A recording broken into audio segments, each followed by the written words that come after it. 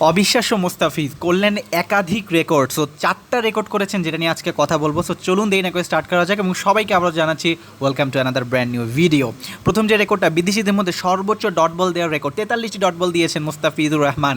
তারপরে এক ইনিংসে রয়েছে সর্বোচ্চ ডট বল দেওয়া 16টি ডট বল, অর্থাৎ একটা ইনিংসে সবচেয়ে বেশি ডট বল তিনি দিয়েছেন।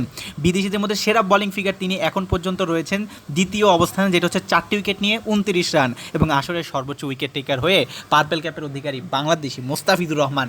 মানে মাত্র একটা ম্যাচ কম খেলেও মানে যে রেকর্ডগুলো মুস্তাফিজুর রহমান করেছেন সেগুলো অসাধারণ, এবং তার মুস্তাফিজুর যে ফর্মটা আমাদের বিশ্বকাপে দরকার সেটা সম্পূর্ণই আমি খুঁজে পাচ্ছি গাইজ এবারের আইপিএলের আসরে, যেটা ধোনির আন্ডারে হচ্ছে। এবং আপনারা সবাই জানেন ধোনির ক্যারিশমাই এটা অবশ্যই মুস্তাফিজুর রহমান বদলে গিয়েছেন, যেটা বাংলাদেশের জন্য খেললে অবশ্যই বাংলাদেশের অনেক বেনিফিট হবে। ওয়েল গাইজ, কী মনে করছেন আপনারা, মুস্তাফিজ আরও কতগুলো রেকর্ড করতে পারে, পার্পল ক্যাপটাকে সম্পূর্ণ সিজন ধরে তিনি লিড করবেন কিনা সেটা জানাতে পারেন কমেন্টে। ভিডিওটি ভালো লাগলে লাইক দিয়ে আমাদের পাশেই থাকুন, চ্যানেলটিকে সাবস্ক্রাইব করতে ভুলবেন না। দেখা হচ্ছে নেক্সট ভিডিওতে।